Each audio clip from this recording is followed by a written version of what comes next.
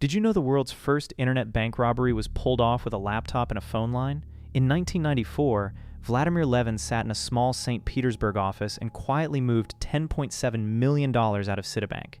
No guns, no vault, no crew. Just a mathematician, a slow dial-up connection, and Citibank's own wire transfer system. He redirected funds into accounts across 12 countries before anyone noticed.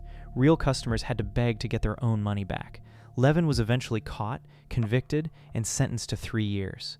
The breach was embarrassingly simple. That's what made it terrifying.